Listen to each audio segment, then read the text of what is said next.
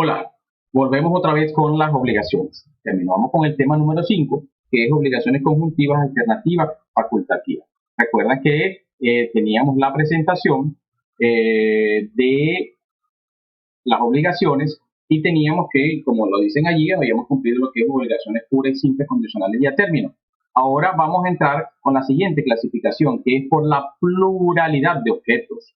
O sea, es cuando existen varias prestaciones. Acuérdense que las prestaciones son de diferentes modos, dar, hacer, no hacer, de medios, de resultados, como hemos ido estudiando. Pero en este caso tenemos una pluralidad de prestaciones, hay diversidad. Regularmente, hasta donde hemos venido hablando, hay una sola prestación, pero en este caso vamos a hablar de varias. Y cuando hay pluralidad de prestaciones o de objetos, tenemos las obligaciones alternativas, conjuntivas y facultativas. Alternativas, conjuntivas y facultativas. Para ello, vamos a entrar en la presentación que nos corresponde sobre este tema y vamos a hablar entonces de las obligaciones alternativas.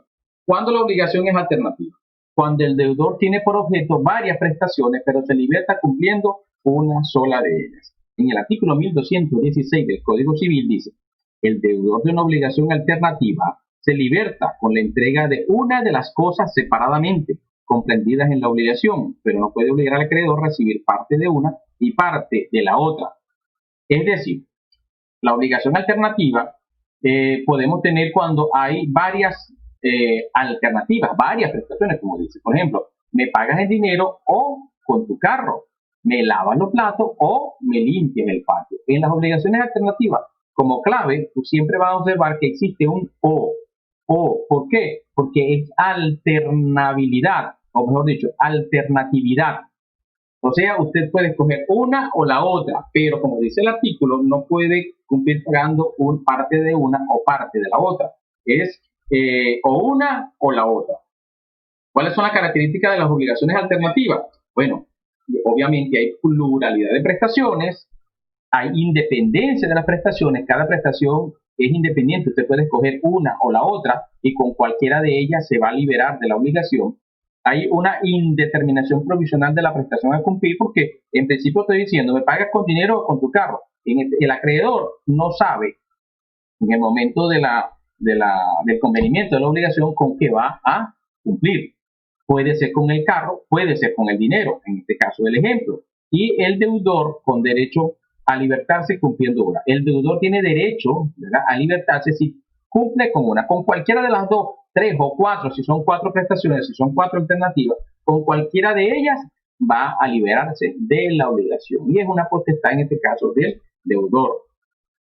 Vamos a ver cómo se cumplen las obligaciones alternativas. Ya leímos el 1216, que el deudor de una obligación alternativa se liberta con entrega de una de las cosas separadamente comprendidas en la obligación. Se liberta con una, pero no puede obligar al acreedor a recibir parte de una y parte de la otra. Es decir, debe ser una o la otra, no puede entregar parte de una y parte de la otra. De esa manera específica se cumple. ¿Cuáles son los efectos de las obligaciones alternativas?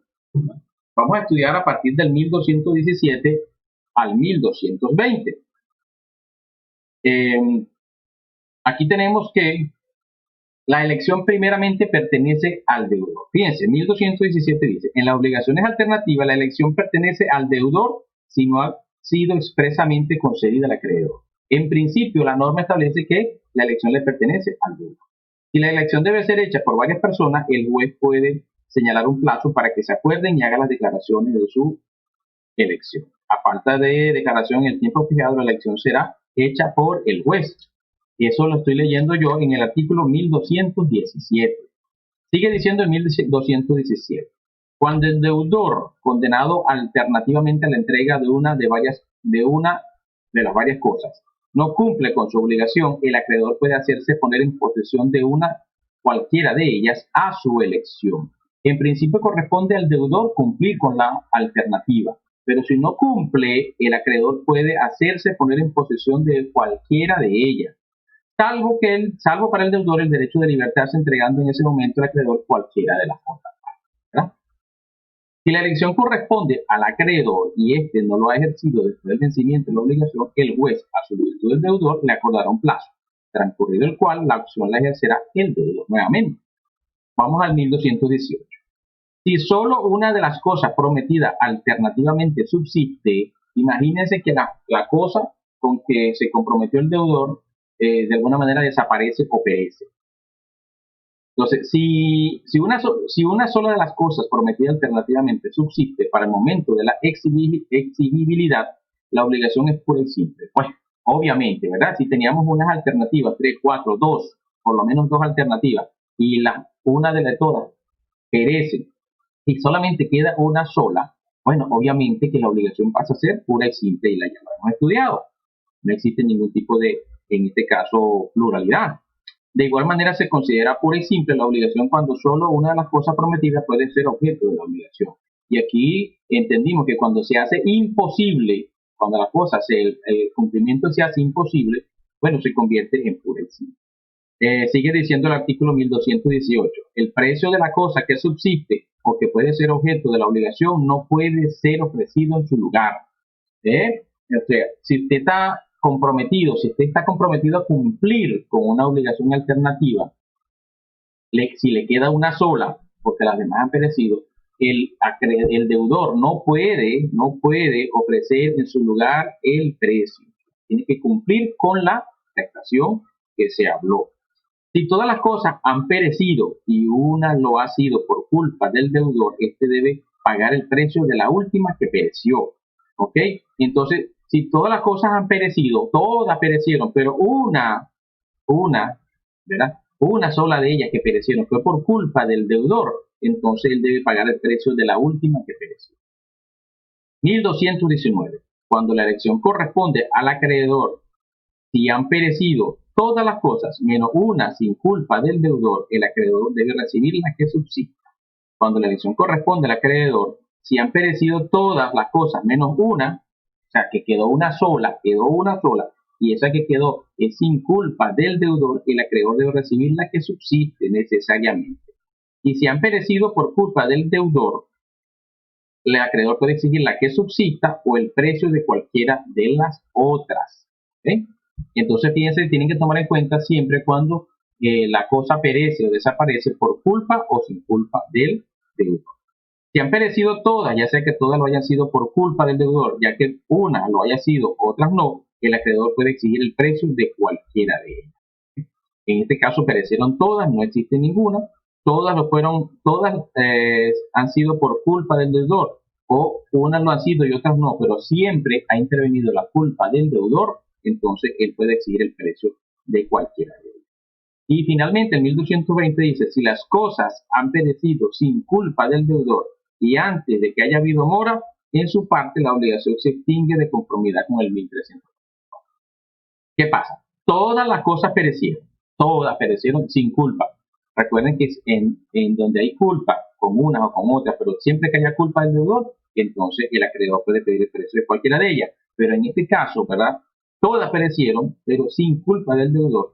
Y por supuesto, antes de que haya habido mora, ya estudiamos algo de lo que es mora, en su parte, entonces la obligación se extingue, queda sin efecto. Esto es en cuanto a los efectos de las obligaciones alternativas. Vamos a estudiar las obligaciones conjuntivas. ¿Cuándo son conjuntivas? Estas obligaciones se desprenden del estudio de la doctrina, porque no se encuentran contempladas en el Código Civil las obligaciones conjuntivas, pero como existen, obviamente deben ser estudiadas. ¿Cuándo son conjuntivas? Cuando el deudor debe cumplir con varias prestaciones conjuntamente. Recuerda, cuando dijimos alternativa, establecimos la conjunción o. Es una conjunción, si se puede decir que disyuntiva, porque establece que es una o la otra.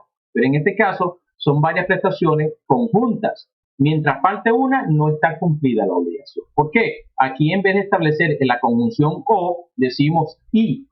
Entonces, me debes pagar con un teléfono, una cámara y un audífono. Vean que existe la letra y. ¿Por qué? Porque une. Entonces, no se puede cumplir la obligación con una cosa o con la otra o con dos, si son tres. Tiene que ser la conjunción, la totalidad de las prestaciones comprometidas. Entonces, el teléfono, la cámara y el audífono. Tengo que entregar las tres cosas para que se cumpla la obligación y de tal manera se libere, en este caso, el deudor. obligaciones facultativas. En la facultativa, como su nombre lo indica, hay una facultad, un poder que se le entrega al deudor para que él cumpla la obligación. Y en la facultativa, el deudor debe cumplir un solo objeto o prestación principal, pero puede cumplir pagando con otra prestación ya acordada, pero accesoria. Él tiene una obligación principal, que es, en este caso, según el ejemplo que le estoy poniendo, él debe cumplir la obligación con la entrega de un vehículo. Tiene que entregar un vehículo. Esa es la obligación principal. Pero, además, se le dice, bueno, pero te voy a decir que además de, si no puedes, se te hace complicado, se te hace difícil pagarme con el vehículo, podrías pagarme con dinero, el valor es dinero, o me entregas una casa que equivalga al valor del vehículo, ¿verdad? En este caso, pues entonces hay una facultad otorgada al deudor para que él cumpla la obligación. Pero ¿cuál es la obligación principal? El vehículo, solamente el vehículo en este caso, o sea, sería la obligación principal. Según el caso que se presente, ya lo estudiaremos. Si él se comprometió a entregar una casa, si se comprometió con un carro, si se comprometió a entregar un dinero, esa es la obligación principal y debe estar plenamente identificada en la convención. Pero si él no puede entregar eso, se le faculta para que pueda entregar otras prestaciones que sustituyen a la principal. ¿Cuáles son los efectos de las obligaciones facultativas? Entonces tenemos acá, ¿verdad? Que lo accesorio sigue lo principal. Si desaparece lo principal, desaparece lo accesorio. Tiene que existir lo principal. La obligación, en realidad, si se puede decir que es en principio pura y simple, porque existe solamente una obligación principal, que es la que se habló, en este caso del ejemplo que ya hablamos, del vehículo. Entonces, pero si desaparece el vehículo, ya no existe obligación, porque no hay manera de obligar al deudor a que cumpla con la obligación, ya que solamente es exigible la obligación principal. Si la prestación principal se hace imposible sin culpa del deudor, se extingue la obligación. Bueno, obviamente, como hablamos ahorita, si no hay obligación principal, no hay accesorio. La pérdida de la cosa u obligación accesoria no afecta la obligación principal. Ahora, fíjense, de manera inversa. Mientras exista lo principal, existe la obligación. Ahora, si se pierde lo accesorio, en este caso, ¿verdad?, el dinero o la casa, no afecta en nada la obligación facultativa. ¿Por qué? Porque dijimos ya que la obligación facultativa está fundamentada en la obligación principal. El acreedor solo puede exigir la prestación principal. En el caso del acreedor, en el momento de exigir, de pedir, de accionar en contra del deudor, él solamente puede exigir la obligación principal. Él no puede demandar al acreedor, págame en dinero, en el caso del ejemplo que hablamos, págame con la casa, entrégame la casa. ¿Por qué? Porque él no tiene esa facultad. El acreedor solamente puede ir contra lo principal y él solamente puede exigir la entrega del vehículo. Es facultad del deudor de decidir, no, si no te voy a pagar con el vehículo, te entrego tanto de dinero, te entrego esta casa. Pero el acreedor, recuerden siempre eso, no puede exigir el pago con la prestación accesoria, es solamente lo principal. Y la entrega de accesorios es facultativa. Bueno, eso lo acabamos ya de hablar, ¿verdad? Con esto hemos rellenado, cumplido con lo que tiene que ver con las obligaciones alternativas, a obligaciones facultativas y obligaciones conjuntivas. Realmente es bastante sencillo, recuerden siempre, en principio tenemos las obligaciones según el grado de coerción, que son las naturales y jurídicas o civiles, como queramos llamarlas.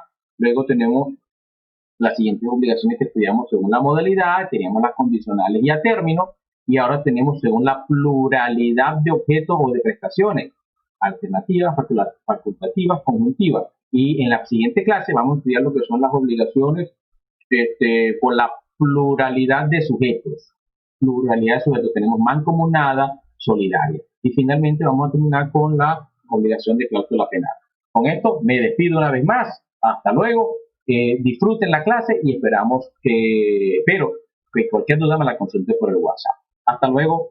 Que pasen, sigan disfrutando de la clase.